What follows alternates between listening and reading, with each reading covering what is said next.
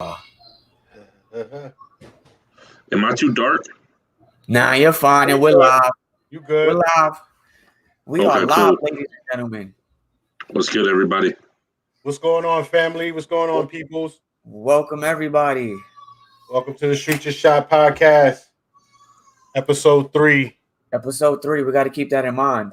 Episode 3, NBA playoff edition. And we're live. I'm your host, Joe, co-host Vic, co-host, moderator, Joseph. We All here. right, Joseph, take it away.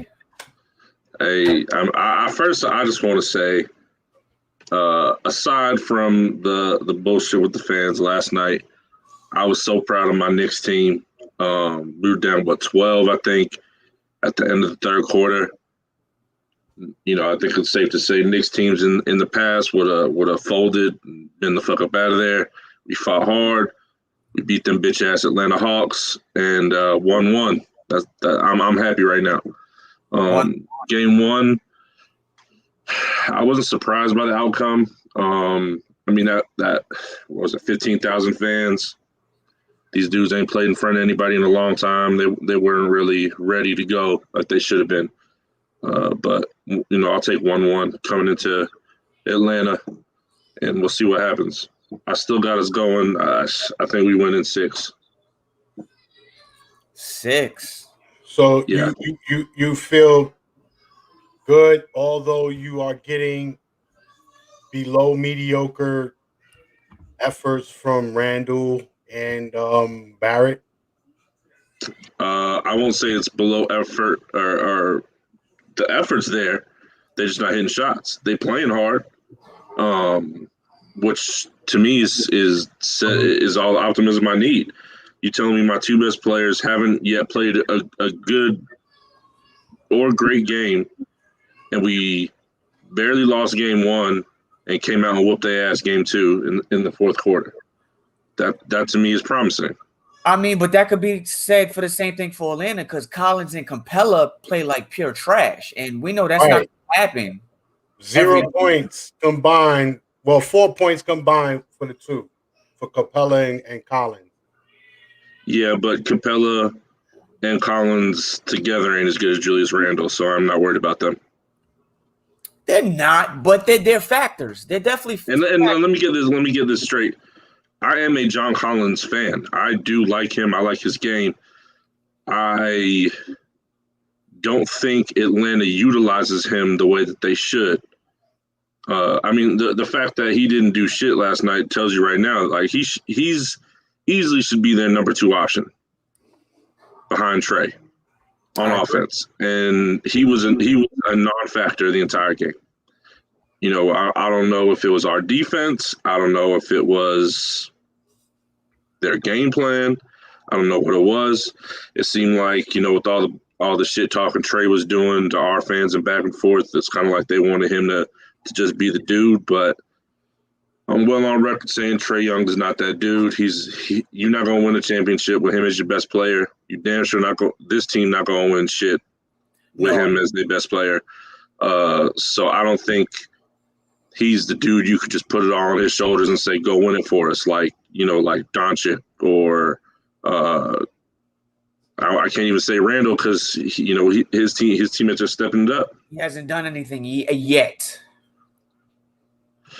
What was his stat line last night? Though I'd be curious because I know he still got 15 points, 12 rebounds. He came on late in the second half. Yeah, and he hit big shots down the stretch too. So, I mean, I'm not gonna sit here and say that's a terrible game. That's a good game. I mean, you probably want a little more, you know, especially, you know, he just got announced as, you know, most improved, like we all predicted. Yeah, that was a good one. Yeah. But you kind of want a little bit more than that. I think, I won't even say I think, Atlanta's biggest mistake, I don't know if you want to call it a mistake, is letting old boy, wasn't it DeAndre Hunter, take the last like 5 shots. He couldn't hit nothing at all. Nope. Like, stop shooting and just drop to the paint. Like, that got to register in your brain at some point. I mean, he was wide open. You know, those weren't contested threes, those two that he missed. But I agree. Take to the basket. Like, try to draw a foul at least. Oh, they wasn't contested because the defense saw that you're not making them. So it makes no sense to contest them if you're just going to miss wide open jump shots. So that's the thing that people don't understand about our defense is, you know, they say, oh, you know, I think one of the stats is we have the best percentage of players missing open shots.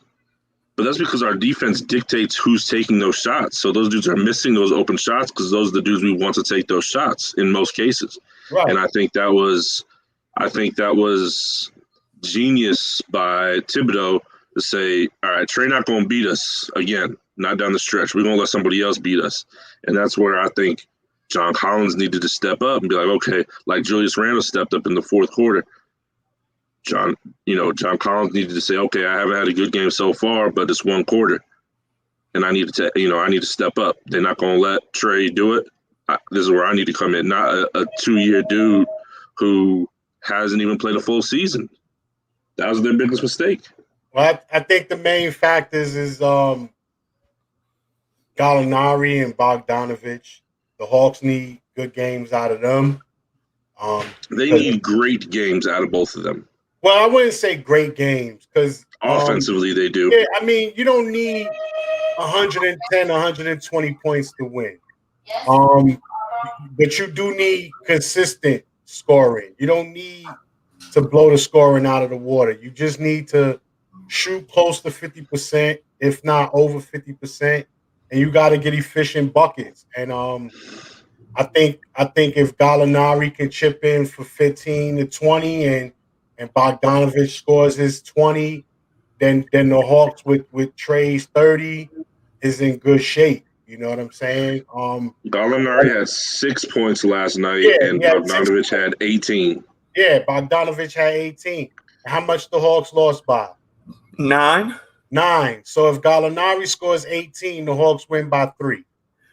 Yeah, and I will say I've been a fan of Bogdanovich since he was in Sacramento rotting away all those years. But I give him credit because when RJ dunked on his ass game 1, he could have shrunk and been done with the rest of this series. But he stepped up and he played well. I believe he hit a 3 right after that.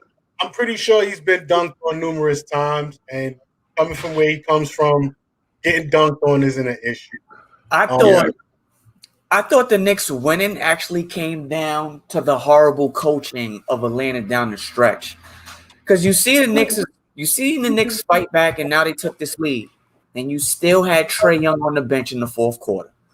The minute the Knicks was catching on fire, you might as well say, you got to call a timeout and put your star back in the game.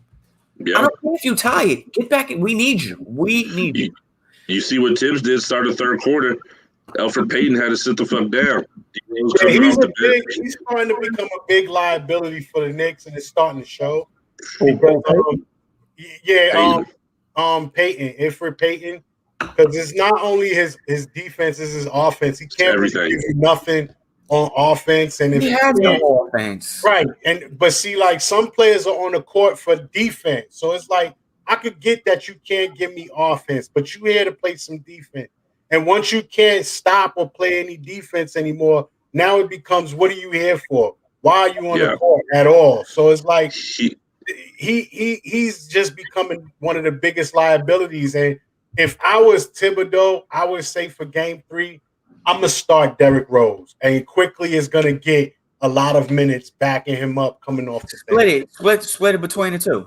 Yeah, but Payton is gonna have to take a back seat. I agree. Payton needs to sit down. I don't agree that Derrick Rose should start. Basically, Elfrid Payton, all he is doing is a placeholder. He's just playing those 5-6 minutes in the first and the third, so Derrick Rose won't have to play the full game. I think we need to start. But I think what we need to do to set a tone early is start Nick Talina. He's a defensive mind. He plays defense. Offense, he ain't it. But at least he gonna play defense. He gonna play hard, and it's D Rose not gonna have to play the whole game. Because if D-Rose start, he's going to have to play damn near the whole game. Yeah, but see, this is what I'm saying. If you start Derrick Rose, now you got Quickly coming in after him. And Derrick Rose is not going to sit there and let Trae Young just straight abuse him.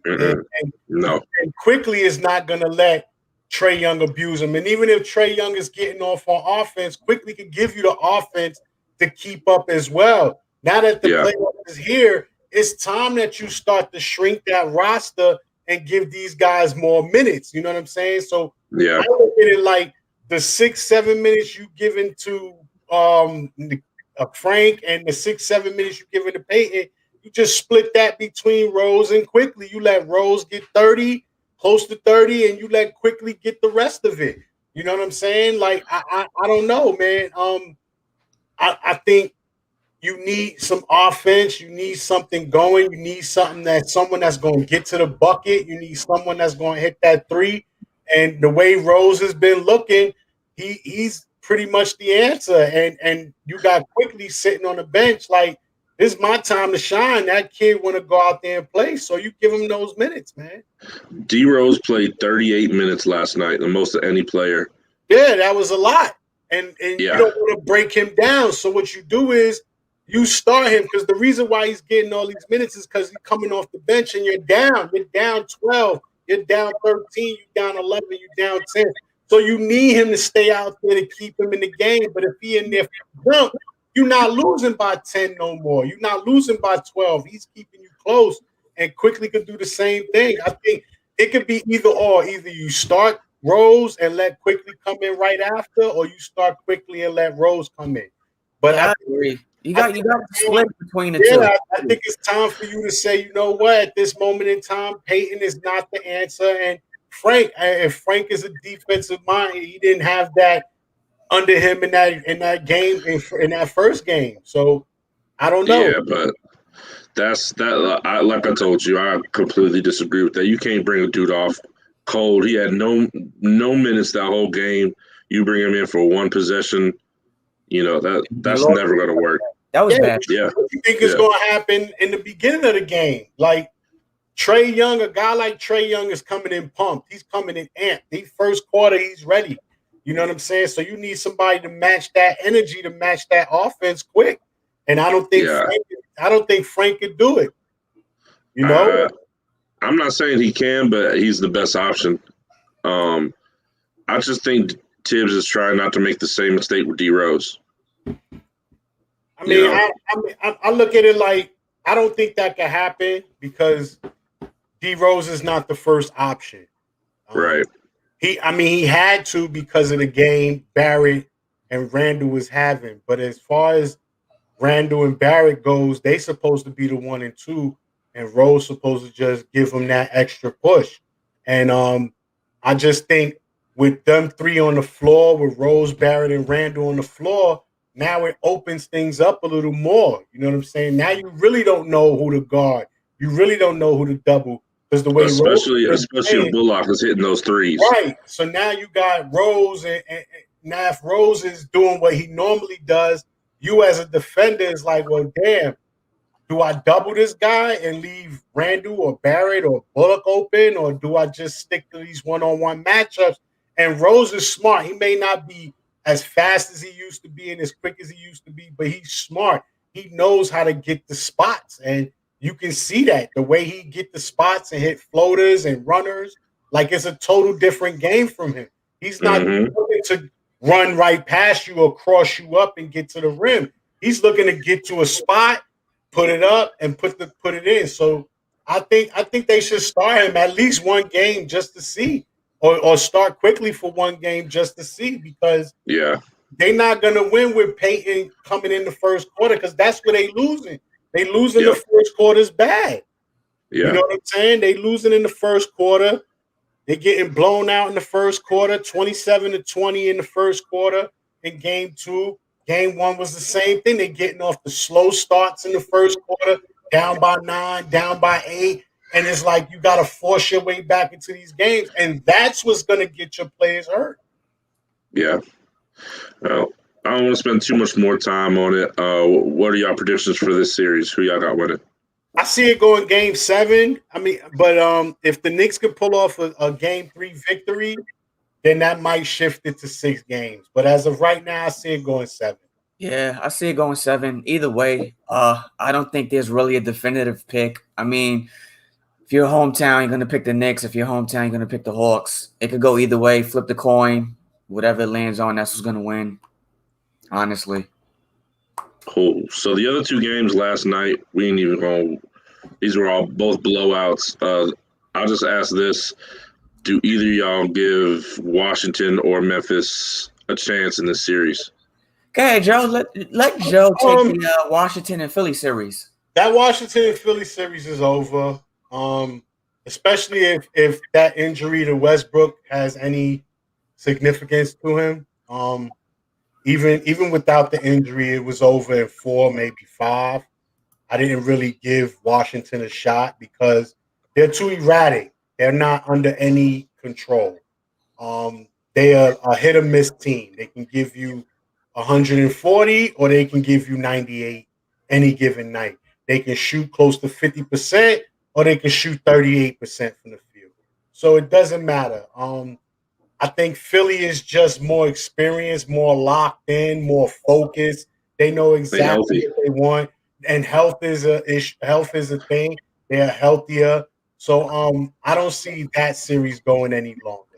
As far as the Memphis Utah series, you see the difference Mitchell made, but I do feel Memphis has a lot of heart in them, and they'll still at least one more game. So I got that series going 6, and I got Utah winning. I got Philly in the sweep. Philly's just too much for Washington. This is a waste of a series. Like, let's just end it now. Don't put us through this torture. Utah, Memphis. I'm the opposite of Joe. I think Donovan Mitchell coming back is gonna give Utah what they needed. They needed that fire, and Donovan brings that. Me personally, I don't see Memphis winning another game. If Donovan and Conley can play the way they played last night every game, it's going to be hard to beat Utah. What was the one thing we said about Utah? Can Conley stay healthy? And can Conley stay consistent? Because we know Donovan's going to be Donovan. We know Rudy's going to be Rudy. We know Bogdanovic is going to do what he needs to do. But it all came to Conley, in my opinion. Can Conley be consistent with that 15 to 20, 5, 6, 7 assists every night, play hard on defense? Can he stay healthy? If he can, I don't see it going past 5. Conley had 20 and 15 last night. And Donovan had 25 and nothing else really. Two. He had two. But the issue, come on, Memphis scored 14 bench points. They put a lot of strain on their starters. They don't have a bench. They really don't. But I don't see Grayson Allen going 0 for 6 every game. No, he'll go 0 for 4. Huh? He'll go 0 for 4 next game. But then he going to try to listen. If it comes down to it, he's going to try to take somebody out, man. Yeah, we know that. He going to go for them knees. He going to chop block somebody. He going to get his NFL on. So I don't know, man. I just look at it like Memphis is one of those tough teams that on any given night you can't underestimate them. You really can't. And I don't see them just rolling over playing dead. Yeah, Donovan Mitchell is back. He didn't look the greatest. It just was like an intimidation factor. And I think Memphis can get over that. I think Memphis can get over being intimidated by Donovan Mitchell and going out there. You see Ja didn't back down. 47 points, like he didn't back down. He gave them everything he could, and it was just a supporting cast. And they still got blown out. I mean, at one point it was. At one point it was. At one point they were down by less than 10. So it's like what happens is you got to learn to lock in on defense, and that's another issue for Memphis. They don't really play defense, and I don't know, man, but I do feel they could steal one more game, especially at their home. It's going to be hard. It's not going to be easy. They can still in Utah. Also, Utah is a team that can go cold. We done seen Donovan Mitchell shoot bricks. We done seen Conley do nothing, be quiet. You know what I'm saying? Other than and Ingles and all of those guys, Clarkson, we seen those guys put up a stinker. So that's all you need is one game for them to put up a stinker to build momentum. Can Ja put up 47 again? Not a game, but I don't see him scoring less than 25 this series. He's gonna give you. He's gonna he's gonna give you 25 and better every game. Is that enough? It's not enough. I mean, it's enough from him. Now, is the supporting cast gonna help him? This is what I'm saying. Like, when you play in Utah, no one man can beat them. You're gonna need your whole team because Utah got like 7 guys that can give you 20. I mean, he had help from Dylan Brooks. I think Dylan Brooks put up what? Yeah, 23. Oh, yeah, 23. Yeah, but still, Alex didn't really have a great game. I mean, if you look at it, it's a defensive thing. And if you look at the plus minus, they got killed when they bench was on the floor. Grayson Allen was a minus 23. Melton was a minus 16. Bain was a minus 14. If you look at their starters, the only starter that had a minus was Ja. He was a minus 6. But other than that, every other starter was in the plus. So if you need someone that's gonna help them, if you're gonna get someone to help them, then that's the key right there. They just need their team to play better defense. They need a bench because when Ja's out the game, it just don't look good. It just don't look good. Yeah, I think the bottom line, it comes down to 2 things for me. Utah is a complete team. Right. From top to bottom, they're a complete team. If somebody's having an off game, somebody could fill that spot. Right. And number 2, Donovan Mitchell is pissed off right now. And I think he's going to try to prove to Utah, like, yo, I am this franchise right now, and y'all need to realize. So I see him, it might take him another game to really get back to it, but he's gonna let them know these playoffs that he's what we think he is. Well, I do feel somebody needs to help Ja, and that bench needs to step up a little more. And if you get, they lost by what? They lost by 12. So if you can get that bench to give you 12, 13 points, there's a whole nother game. Like, I mean, it looked like a blowout because they was destroying them basically the whole game. But at the end of the day, you lost by 11, 12 points, which is not much when you consider the fact that your bench didn't do nothing. You know what I'm saying? So if you can get that 11, 12 points from somebody somewhere on that bench, and we talking a whole different conversation right now. 141 points is a lot of points to give up, though. I understand that, but you also looking at you gave up 141, but you scored 129. So it ain't like Utah defense was locked in. They wasn't playing defense either. So you could again, I attribute it to the bench play, and some significant factor to the defense because although they gave up 141 points, it was the shooting. Utah shot crazy. You know what I'm saying? They shot 54% from the field. So we all got Utah. You got Utah in 6. Me and Vic got Utah in 5. Yep. Philly in 4. Yeah, I got Philly with the sweep. Philly with the sweep. So tonight we got the Bucks and the Heat. Bucks up 2-0. Suns and Lakers 1-1. Nuggets Blazers 1-1. Let's start with the Bucks and the Heat. Who y'all got winning how many games? This might be a sweep, honestly. Miami is like Jekyll and Hyde. You just don't know what team you're gonna get. You really don't. I'm calling sweep. I think that added the key factor I always said with Milwaukee from the beginning of the season was Drew Holiday. Drew Holiday is their key to winning a championship. It's not Giannis. It's Drew Holiday. Such an upgrade over Eric Bledsoe. Huge upgrade. He can play offense and he can play defense. Yeah, I agree with that. What are we going to get from Jimmy and Bam? What are we going to get from them? I'm a big fan of Jimmy Butler, but he can't do it all, alone. That team is way too inconsistent, with way too many dudes that I think are a little overrated because of some moments they had in the bubble. Tyler Hero. Yeah, Harrow and that other white dude. Robinson. Yeah. He could shoot the light now. I'll tell you that. Yeah, but he can also get cold and disappear for very long stretches. I don't think Jimmy has enough help. I think the Bucks are pissed off from last year. I think they were the better team last year. They just didn't show it. Yeah, it's gonna be a sweep. Yeah, I'm calling sweep. Jimmy might be able to get him a game, but yeah, it's looking like a sweep for me. Yeah, I don't know, man. It's like you know your strengths and you know your weaknesses. Like I just don't get why players don't play to their strengths and bother to do something that they know they're not good at. You're not a great 3-point shooter. So when you're not a great 3-point shooter, I don't get why you taking 3-pointers. You are good at hitting the mid range, and you are good at getting to the rack. So I just don't understand why you were trying to why you trying to shoot threes.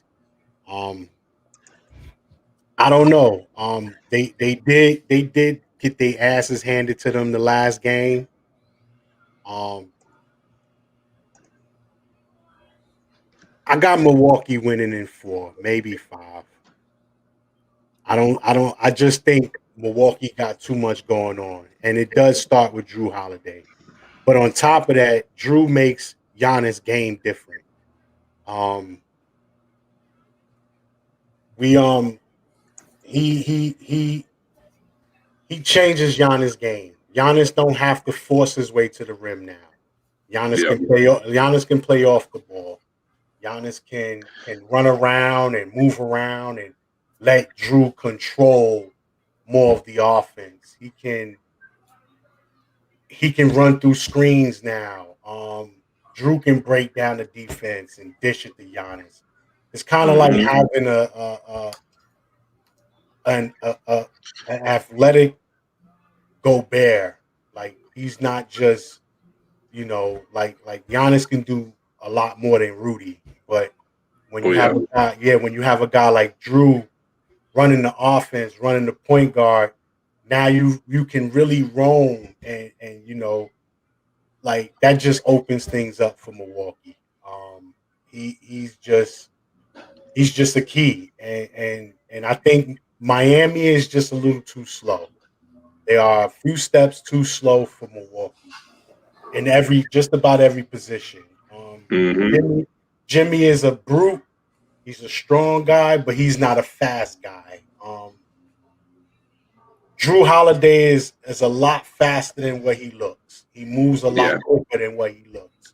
So I don't think Miami has a guard that can keep up with him. I think it's about over for Dragic. I think he's too slow for the league now. Yeah, he's definitely too slow for them guys. Especially to be a starter. Right. And then the key is Middleton. Then you got Middleton. Middleton is possibly the slowest guy on offense because his game don't really consist of speed, but he knows how to do everything too well. He knows how to hit the mid-range. He knows how to hit the three. He knows how to run through screens. He knows how to get to the rim. He can shoot free throws. So even though he's not the fastest or the quickest, his game is kind of like the most complete when it comes to that Milwaukee team. So they just got a little too much going on to where it looked like I said, it looks like it's 9 against 5 or is 7 against 3 when they're on the court. Miami don't have 5 guys on the court at the same time that can control offense and score. So they have to help with defense. And you can double those guys when Miami got the ball. But when Milwaukee got the ball, who you going to double? You can't double Giannis. You can't double Drew. You can't double Middleton. And if they want to put a guy like DiVincenzo on a court with them, or even Lopez on the court with them, now you got 3-point shooters that you can't just leave alone now. So I just think Milwaukee has too much for them. I think Miami fucked up by drawing Milwaukee in the first round. I think they would have been better off playing a Sixers team or something like that. Well, they were trying to get that. They were trying to get that 4th spot to play us or Knicks. Atlanta. Well, yeah, the Knicks. If they would have been able to play the Knicks or Atlanta or a team like that, that would have helped. But the fact, I would have tried to like say, you know what, fuck it, we not getting that. Let's drop and try to play either Brooklyn or Philly. I think they would have been had a better chance playing Philly because although Philly has multiple stars, they're not as quick or as fast as Milwaukee is. Milwaukee is just a lot faster. All right, so let's move it on to the second game tonight. Suns and Lakers is tied 1-1. Who y'all got winning tonight? Who y'all got winning the series? This is in LA. This is in LA. How healthy is Chris Paul is the question. That's always the question. Oh, unfortunately, it's always the question with Chris Paul. If Chris Paul is at least 80%, I'll go with Phoenix. Yeah, I should be done in about. Phoenix has the better team than LA. About another half hour. Of course, LA has the best player. But if Chris Paul can give you at least 80%, 14, 15 points, 7, 8 assists, I'm going to go with Phoenix. But if he's not healthy, I see LA winning in 6. Yeah, it's all going to come down to Chris Paul's health. Chris Paul at 80% is better than any point guard LA has. Schroeder, he's good, but his problem is he's always thought he was better than he is. It's why they ran him out of Atlanta. I mean, they pretty much got rid of Jeff T to get him the starting spot. That wasn't enough for him, so they got him up out of here. He just think he's better, and Chris Paul has a way of exposing dudes like that. So even at 80%, I think Chris Paul could take advantage of that matchup. But it all comes down to how healthy he really is. If it's not that bad, he could consistently play the rest of this series at 80, 90%. They'll be all right. It'll probably go 7 games. But if he's not healthy, it's over. They won't win another game if he's not healthy. Yeah, I agree. It all depends on Chris Paul's health. Like I said, he always picked the worst times to get hurt. You should have got this shit over 2 months ago, 3 months ago, and I'd rather you miss 2-3 weeks during the season than miss this time now.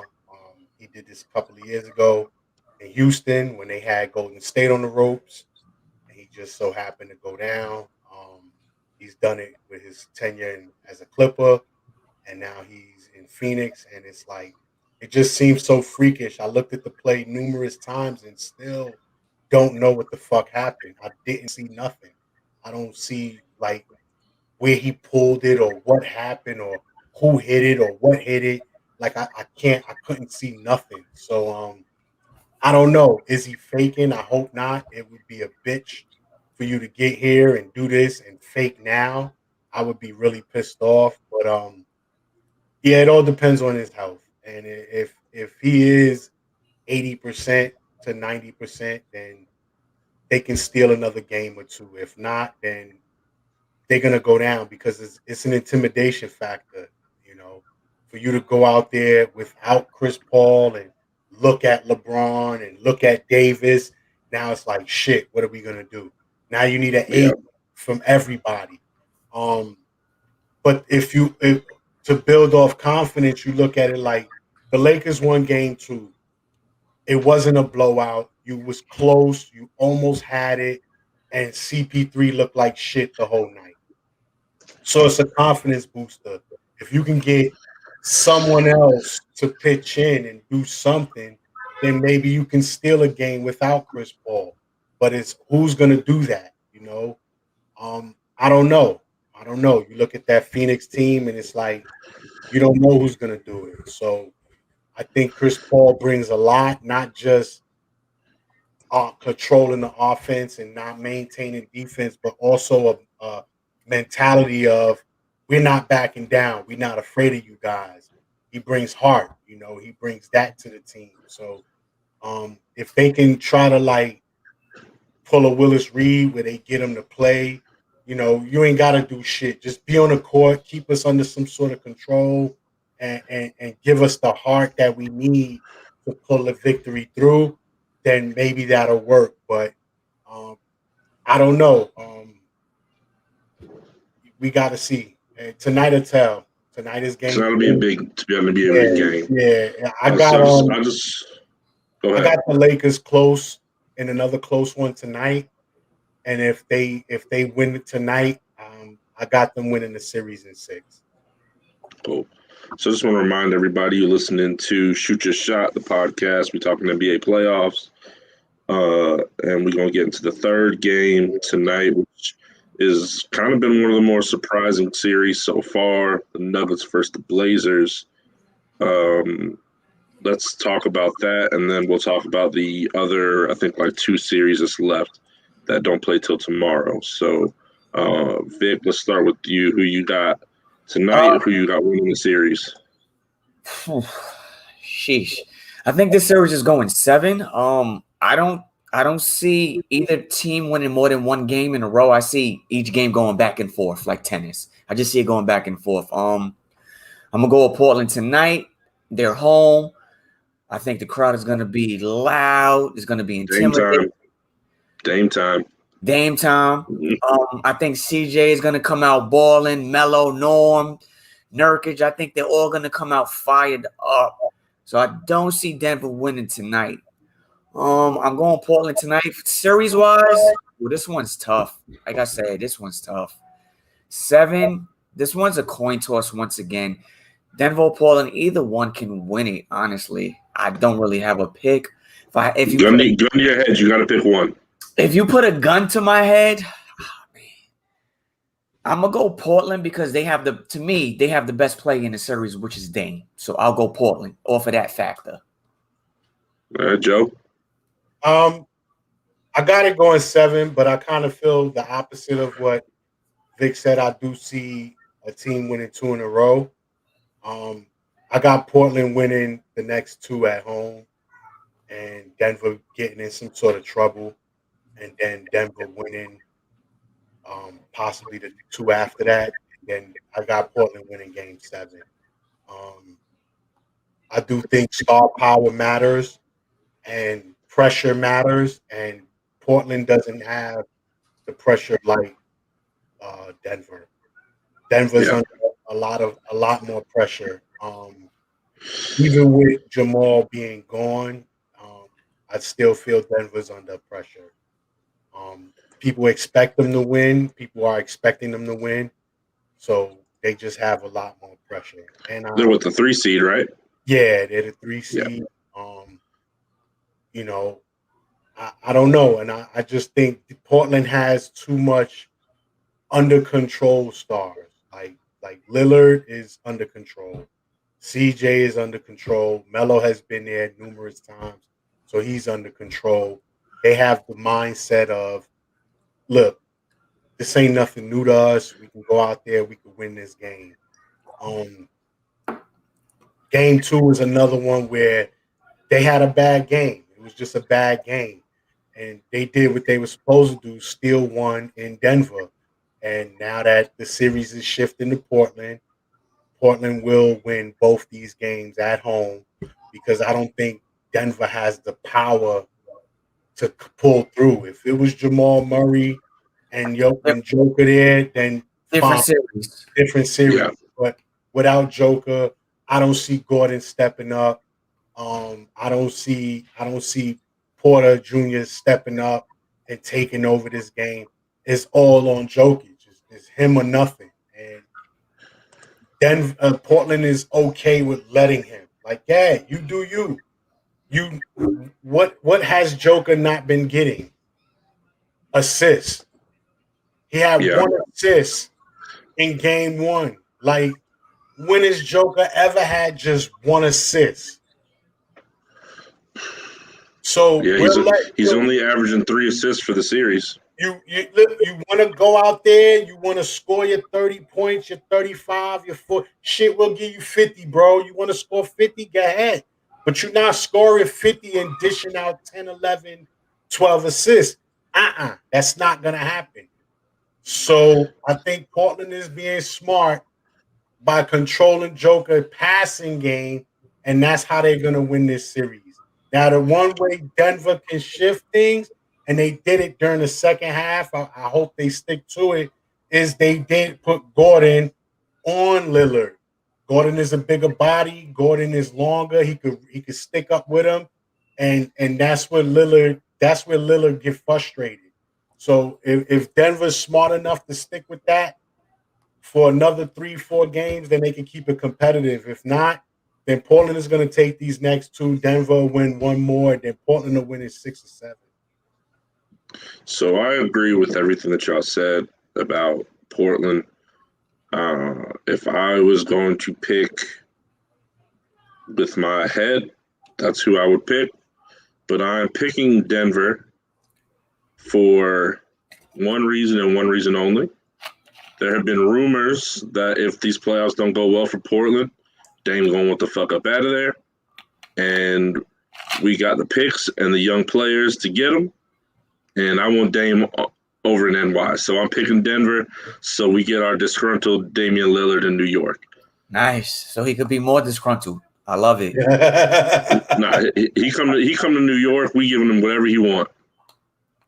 I mean, think about it. What has Portland done to get him the proper help that he needs? I think he has a pretty good supporting cast. It's been inconsistent. He's the 6 seed. But he has He's the 6 seed. You would have to trade for him. He's not leaving. He's not a free agent. That's what I'm saying. No, that's what I'm saying. We got the draft picks. We got the draft picks that Portland would want, and we got young pieces that we could send their way. So you'll be willing to give up a quickly? No. We got players. We got young players that are not playing right now that we could ship over that they will take. Kevin Knox. Portland's I'll throw in Kevin Knox. Portland's not going to want Knox. They're going to want quickly a Barrett. Top end. Yeah. Like they're not going to want a Knox or Nikila. And that's the thing. It's not really about the players. It's more about those draft picks. Because we all know with these superstars, all right, player for player, you're not going to get equal value. All right, so now if we give them on the flip end, you say, what has Portland done to help Lillard? I look at it like, what has Lillard done to help Lillard? Like, you mean to tell me Portland hasn't put a team together to try to help this man do better? You don't think the issue might be Dame Lillard? In a normal circumstance, in the normal NBA, yes. But when you got teams like Brooklyn and LA and Philly with stacked upon stacked superstars, no, they haven't done enough. CJ McCollum is a good player. He can't be your second best player. He's going to have to be third or fourth best player on your team. They have not done enough. Melo is great. I just think Lillard, I think the key is Lillard's game is not about distribution. He's a scorer. He wants to score. Yeah. And I just feel like they don't have a distributor. They don't have a guy that's out there running the offense. To run the offense with a player that's looking to just score is a recipe for losing. You're not going to win that way. You look at Golden State. Although their point guard is a scorer, he's not the distributor, and the offense don't flow through him. You have Draymond Green, who leads the team in assists and runs the offense. So I think Portland issue is Dame Lillard just doing too much. Ball dominating. Yeah, you either gonna score or you're gonna get assists. You can't really do both because the ball is the ball is in his hands too much. You know, like you look at Joker. Yeah, he led the team in assists and points. But the ball is not in his hands too much. It's not in his hands all the time. He's not coming down with the ball. He's not walking the ball up the court. He's not running the offense to like everything is through him. Like the only time he passes when he get a bad shot. No, that seems like the only time Lillard passes the ball is when he has no other option. He has no other choice. He can't score nothing. You know, it's I mean, kind you of like, say that, but I'm looking at it. He still averages 7.5 assists for his yeah, career. but see, like numbers are skewed. Numbers lie. Like, you know, they say men lie, women lie, numbers don't. In 2021, numbers lie nowadays. Like they lie big time. You know what I'm saying? That's like Westbrook. Westbrook is averaging 11 and a half assists, 11 and a half rebounds, and 20-something points. So when you got putting up numbers like that, that should equal wins, right? No, it doesn't. It doesn't equal wins because these numbers lie nowadays. You can't just automatically look at an assist number and be like, well, he's averaging 7, 8 assists. It's all inflation. That's good, right? You know, everything is inflated. So now you dig deeper. When is he getting these assists? How much time is on the shot clock when these assists are being dished out? Now these fourth quarter assists, how many fourth quarter assists is he averaging? How many assists during blowouts or how many assists has he had in close games? Or you know what I'm saying? Like all that plays a factor now. So I'm not worried about you averaging 7, 8 assists. I just know for a fact the ball is in your hand for 80% of the shot clock, 80 to 85% of that shot clock, and for 60 to 70% of the game. And that calls for too much. That's just too much ball. And here's where I'm coming from. Like we talked about at the beginning of the show. My starting point guard is Elfrid Payton. I get it. You tell me that there's a superstar point guard available. What I'm saying is that's what I'm going after. What I'm saying is you got Elfrid Payton, right, as your point guard. Who's your star right now? So if you get a guy like Lillard, is Randall continuing to be that man? No, you really think with Lillard, Randall is still going to average 25 points a game? No, he's not. That's going to drop back down to 18, 19 because the ball is not going to be able to be in his hand the way it used to be. It's going to be in Lillard's hand. Like, yeah, you're going to get some excitement. You're going to get some seats filled up at the Garden, and you're going to get some game time and some hype shit. But I just don't think he's a recipe for winning. Now, if you want to win, if you're thinking about winning and you need a point guard that's going to get you to the next level, I mean, y'all passed him up already, but the answer would have been Chris Paul. You know what I'm saying? He passed up on us. No, they said after a while the Knicks didn't want him because everybody was saying he making $40 million, this and that. That is a lot of money. It is, but look at what he's done. He's a winner without winning. You know what I'm saying? Like, yeah, he hasn't won the title, but he makes every team vastly improve. He makes them improve off the bat. So, you know what I'm saying? I don't know. I wouldn't put all my eggs in Lillard's basket. That's all. I mean, if you got a chance to grab him, I would say, you take that chance. But I would look more of a scoring guard that's not ball dominant, kind of like a Bradley Beal. If you can get a Bradley Beal, I would get him as opposed to Lillard, because then I could throw Quickly could be my new starting point guard, and you got it from there. I don't need Quickly to score 18, 19, 20 points a game. Just go out there, distribute the ball, play defense, hit open jumpers, and take it from there. I think Lonzo would fit the Knicks system perfectly. Lonzo as well. I would go after Lonzo if I'm the Knicks. Yeah, if I'm the Knicks, I would go with I'm just not a fan. Of who? Lonzo?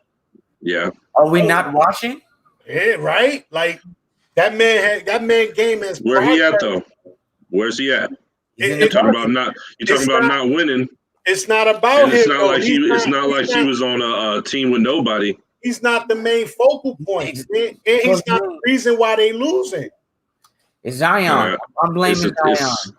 It's a team effort. But let's get off this. Let's touch on these last two games real quick. Because Brooklyn. there is a couple. Man, There's we don't a even couple need other to things I talk want to about talk about. that Yeah. series. We don't even need to talk. Here, this is the one thing we do need to talk about. Minus the final, we won't talk about the finals, playoffs. Over under 2 losses for Brooklyn in the playoffs. Over Not under counting- 2 losses? Oh, Yeah. over. Over 2. Over 2. I'm gonna take.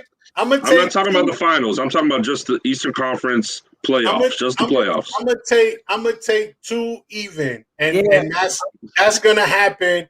It's gonna happen one time in the Eastern Conference Finals, and then one more time in the finals, and that's gonna be it. They're gonna sweep Boston.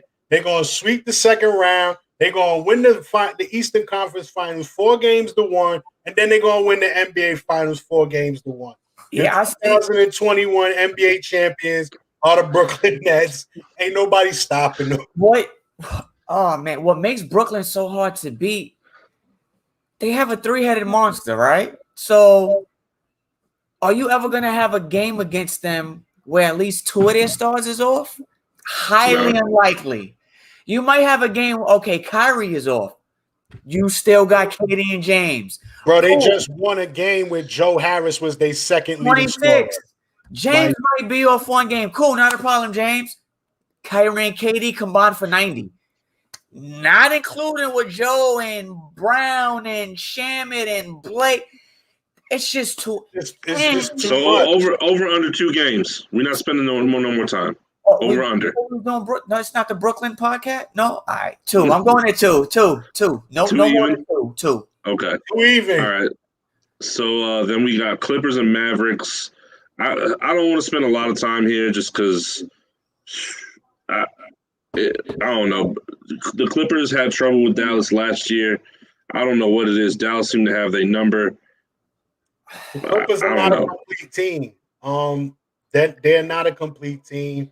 They're not a whole team. They focus on the wrong body parts. You know, they put arms where legs supposed to be and legs where arms are supposed to go. No heart.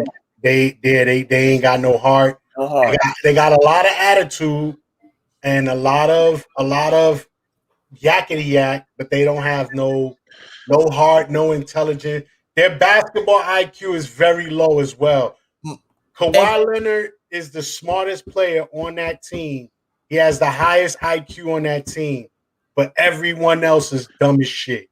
They're dumb. And Rondo has a basketball intelligence, but everyone else is not smart. If the Clippers want to turn this series around and win it, kick Patrick Beverley out the fucking arena. You're not allowed. I agree. You have to start Rondo. This is a no-brainer. I don't understand what Tyronn Lewis. Lou, I'm looking at the camera at you right now. What the fuck are you doing out there as a coach? He works for the Lakers still. He still works for the Lakers and LeBron. You have to start Rondo at point guard. How hard is this? I don't know. But he's not the only issue. Like Beverly is not like game 2. Max Kleber almost outscored 3 Lake Clipper starters. Where's Zubac? He disappeared. 3 of them. Kleber scored 13 points by himself, and Zubac 3 Clipper starters combined for 14 points. Where's Morris? Morris he needs to go switch with his brother.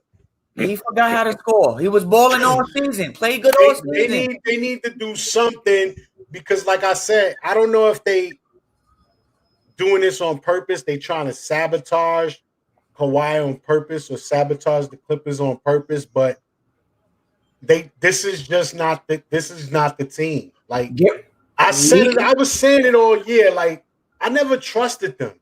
Like they never looked dominant. Why? They didn't earn that trust from last year. Right. And they just didn't look dominant this whole season. Like even when they went on 7-game win streaks, it was like I don't believe them. Like no consistency. The defense is like up and down, is iffy. They have no lockdown defense. What defense? They don't have nothing, no lockdown defense. They don't have like I don't know. And like you getting just enough from Kawhi and George. Listen, I understand you can't stop Luka. Luka gonna do whatever 35. Why are you allowing Tim Hardaway to score 28? Not saying he's a bad player. Tim Hardaway's a solid player. But He's playing for that contract. 28? Yeah, that's true. He probably want that contract. He coming back to the Knicks. The Knicks are gonna give him 30. We can't do it. Not a third time. They're gonna give him 30. Time. The Knicks are gonna give him 30. Don't play Patrick Beverly at all next game. Split the time between Rondo and Reggie Jackson. Give Ibaka more playing time, not just 6 minutes. Give Ibaka more playing time.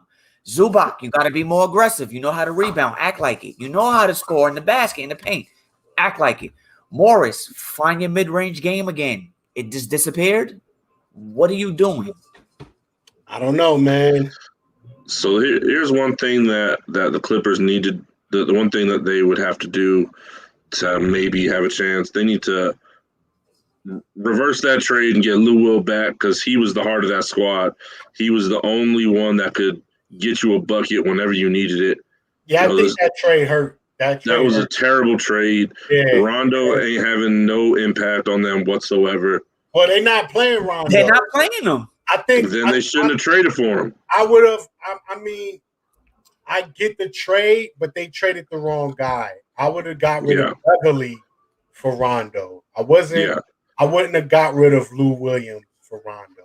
Because Rondo and Beverly are the same player, except Beverly's not nearly as smart. Right, his IQ. They play the same way, and offensively, he don't have that little, the little bullshit, little two steps that Rondo has. I don't know that whole team. That was a terrible trade. I think they have no chemistry. Nope, that's another thing they have. They don't have. I will never put my faith in a squad that has Paul George on it in the playoffs. He had the first 2 games. He hasn't played bad, but it's like. He played kind of bad game 1. He woke up late and was able to redeem himself, but it was too late. Good. Game 2, he played decent. He played good. It's like you still need more. It's like you still want more from him. Yeah, you do. You know what it is? Yeah, you're getting outscored. You're getting outplayed. You're getting out hustled. So again, we go back to the empty calorie numbers. We go back to numbers lie. Yeah, you scored 28, but you're giving up 28. You're giving up 30. You're letting guys bust your ass that shouldn't be busting your ass. And that's the thing right there. He's billed as one of the best two-way players in the league. And he's not. He's not. He had a plus minus of minus 18. So what are you doing? He hasn't been a good two-way in a couple of years now. It's been a long time. And the same, I could say the same for Kawhi. And I knew his defense would drop once they started asking him to score more. It's not easy to do both. But it's like when you got them two on the same team, you shouldn't be giving up 140. You shouldn't be letting opposing guards score 30 with ease or 40 with ease. Like, it shouldn't be this easy. Luka's out there like he's in the gym, like nobody's guarding him. Like this is easy. This is the easiest shit. All layups. Like it's all just layups. Yeah, like it's all layups. And it's not. His 3-pointers are like layups. Like, it's all easy. I ain't got to sweat. I ain't got to break a sweat. He's looking like he can go from the game to a prom without going to shower and get dressed. Like, everything is still nice and neat. While these guys on the Clippers are looking sweated out, dirty, and dogged out after playing the Mavericks. You letting Hardaway score 20-plus points a game. You letting Porzingis go out there and score 20 points a game. Like, it's just out there looking it has to end somewhere. Like I said, with the way Portland is doing the Denver, you want to score, you can score. You're not going to be having everyone score on us. And Dallas, the Clippers need to do that with Dallas. Let's make it real quick. Who y'all got winning the series? I got Dallas winning the series. Yeah, right now Dallas. Like Clippers.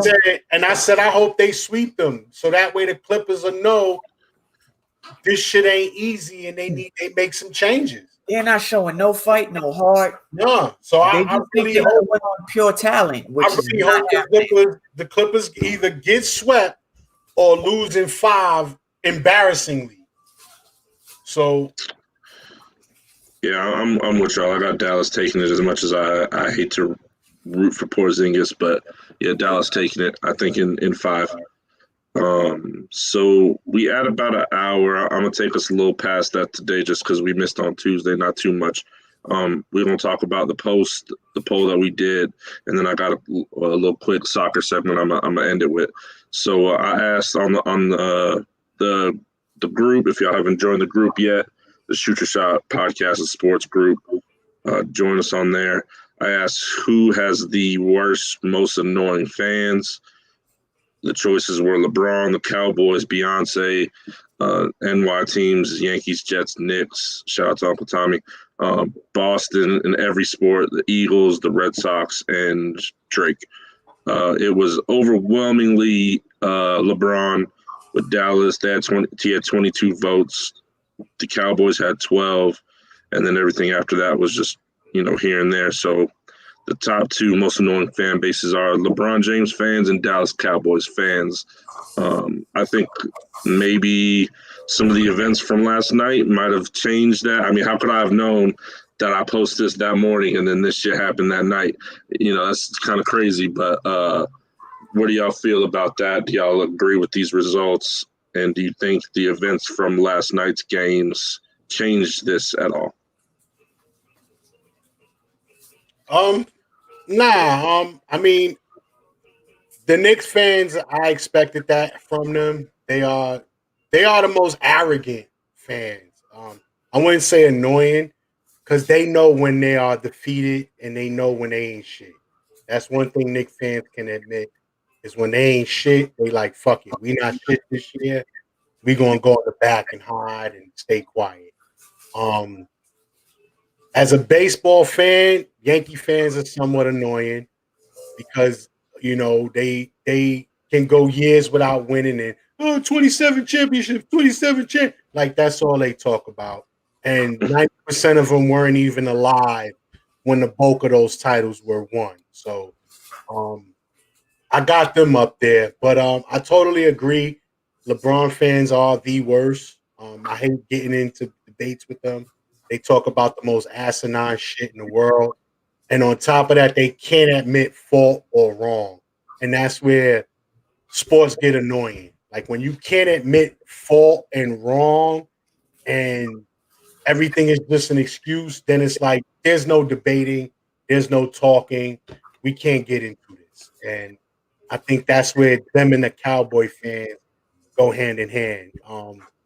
Cowboy fans are another one. They haven't won a title in God knows how long, and they still scream, "Oh, 5 titles, 5 titles, 5 titles," and it's like, enough of that shit. We don't care what y'all did in the past. What have you done for me lately? Why should I root for y'all now? And there's never any answers to that. There's always an excuse. There's never any fault. It's always someone else's fault, someone else's doing, and it's like, I'm not beat for that shit. So I agree. Braun fans are number 1.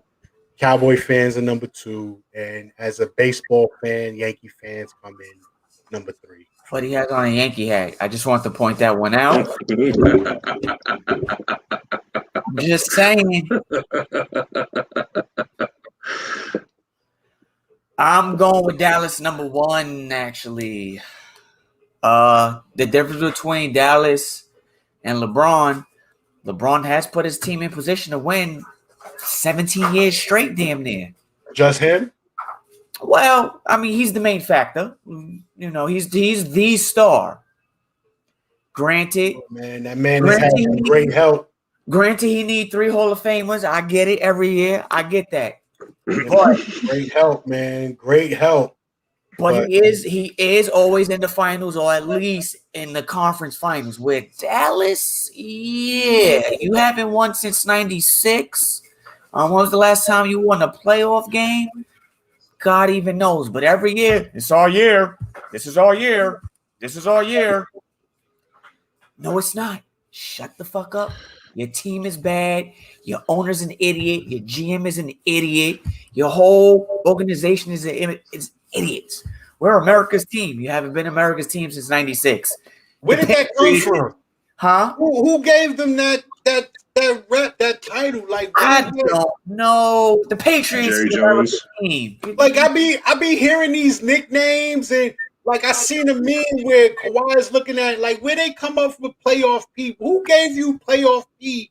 Like who gave the Cowboys this name? Like I never got that. I don't know. They're we're America's team and we're gonna win it this year.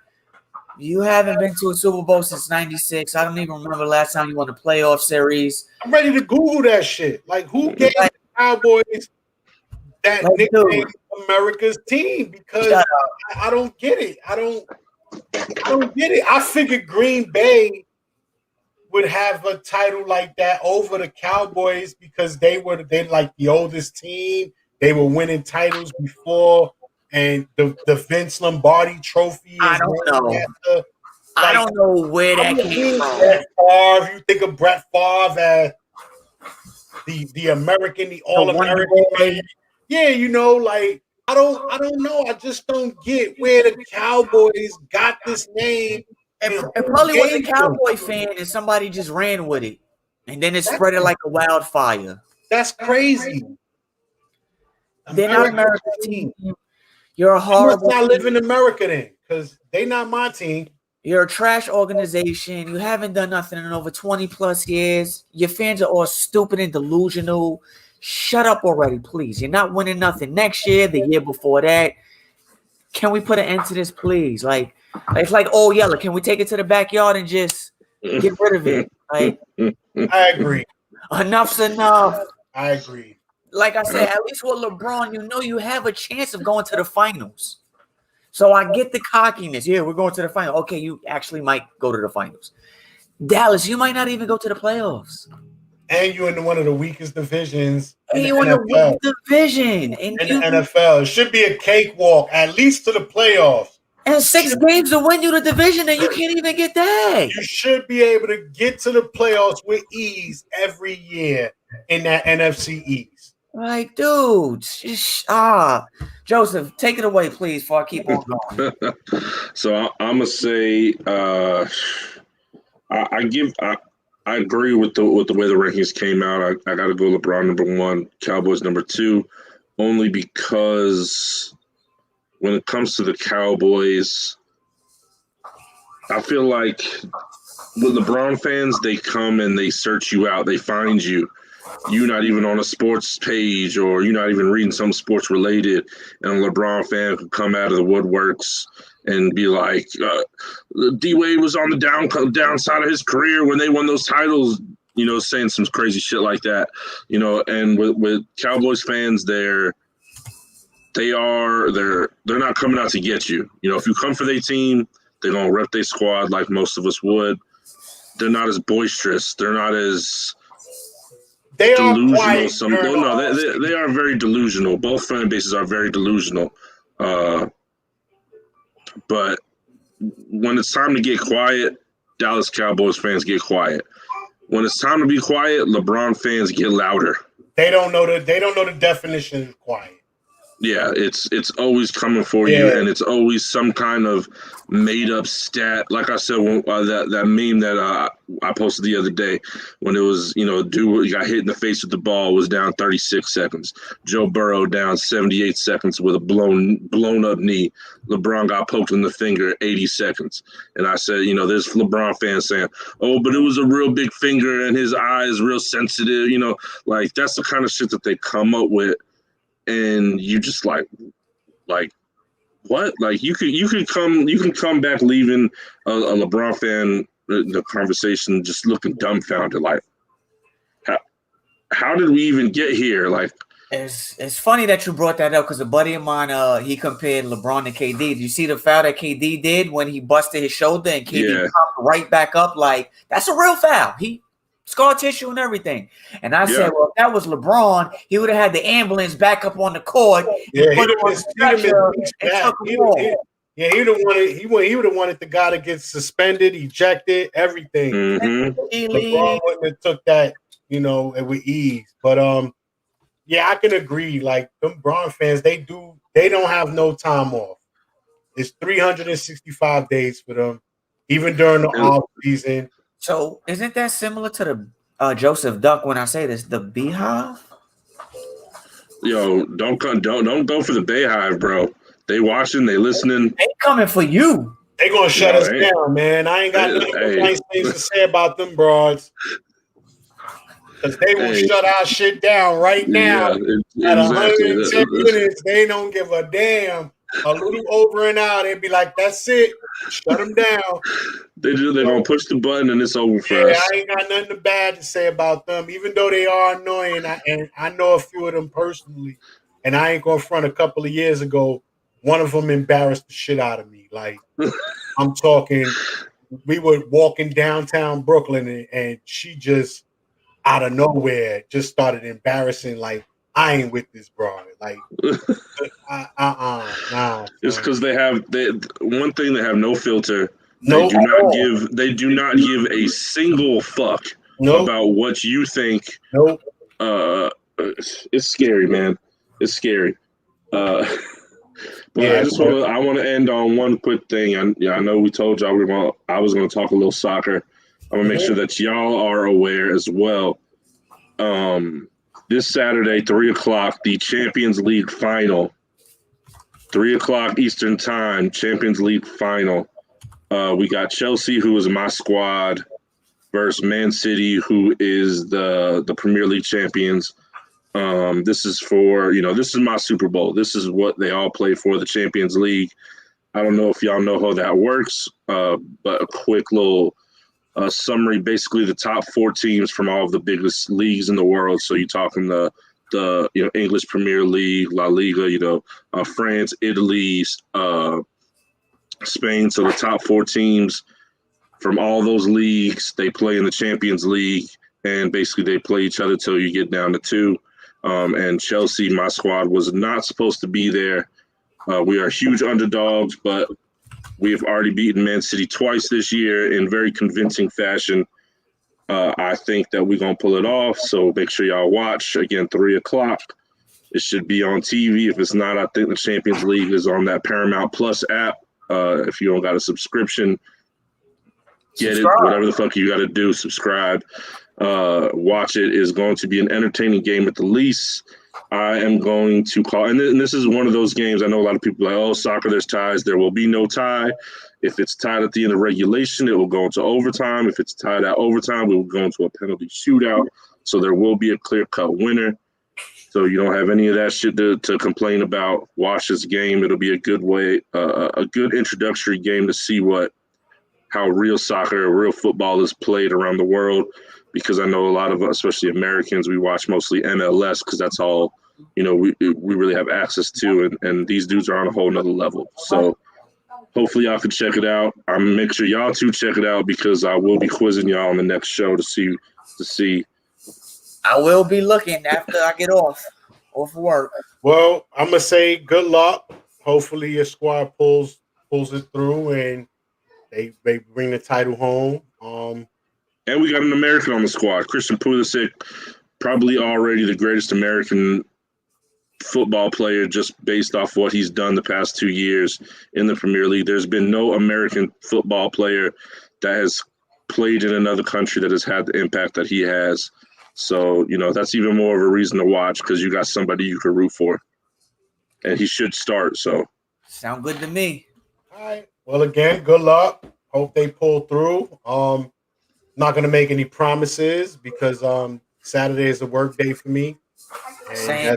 I'll try to catch highlights at least. Yeah, I'll look at some highlights and read over some stats and get as much knowledge as I can on the game. Just don't ask me no players' names and where they were born because I'm a fail. Give you that. But I could definitely keep track of who scored and, I'm pretty sure they're going to be running around for about 90 minutes without any scores. So, a lot of exercise that day. No doubt. Before we get out of here, I want us to touch on one more thing. I don't want us to stay on too long because I know we're already running on time before I believe 7:30 the first game is. Yeah. Yeah. Okay. For those who don't know what happened, we had an incident involving Russell Westbrook and Trae Young. Russell Westbrook had popcorn thrown on him from a fan. Trae Young was spit. Someone spit on Trae Young from a fan. Sorry. How do you guys moving forward? How should the NBA address this issue? I think they address it the only way that they can. You got to ban these dudes. You got to let them never, you ban for life. You never get them back in. I mean, what else can you do to a fan? You can't fine them. You can't, unless they physically assault a player, which spitting on, is borderline right there. You can't arrest them. So I think they did exactly what they could do. You ban them. You never coming back. Peace. Maybe making sure that they could never get NBA League Pass or something ever again. I don't know. I don't know what more they could do. I wouldn't go that far. What you do at your home is what you do at your home. Yeah. But I do feel banning them from the arena is good enough. I mean, in certain situations, like being spat on, if Trae Young wants to file some sort of charges, then he should. Which he said he is not. He said he's not. But he should have that right. Isn't that considered a felony, if I'm not mistaken? I don't know if it is in New York. I don't know if it is in New York, but things might have changed due to COVID and all these things going on with the health and everything. Like being spat on is something really, really disgusting. In that situation, I mean, my heart is like, yo, he should go 5 minutes with Trae Young. Let Trae Young fuck him up for 5 minutes or whatever. I totally agree. Because every fan that violates NBA player, you forget these players are human. They are. But you don't. If an NBA player was to do something to you, they don't. They're done. They're done. But they don't let you fight an NBA player. They punish that NBA player on their own, whether it's suspension or whatever. And I think a lifetime ban is like the equivalent of a suspension, and on top of that, you got to look at it like you as an NBA player, you getting paid millions. I'm not. I'm getting my season tickets revoked, and I'm getting a lifetime ban. So that kind of might hurt, I agree. But I think being spat on is like far worse than the popcorn thing. That dude should be arrested and some sort of criminal charges should be filed against him. Now, if Trae Young decides not to go forward with it, then fuck it, then it's over. But I feel the punishment is good enough. The lifetime bans and season ticket revokes, and you could just never. And it ain't just a basketball game. You can't come here to see the fucking Rockettes. I don't give a fuck. From the arena, you can't come to the arena at all. We don't give a fuck if it's your son in a school play and the play is here.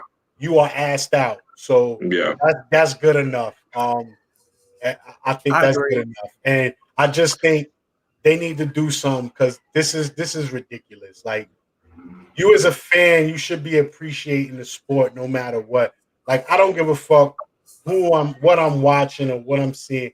I would never do anything that far. And I've been in baseball games to where I've seen people do shit, and it's like, bro, come on, like you can't be serious, and you can't love a sport or a team that much to where you're willing to risk.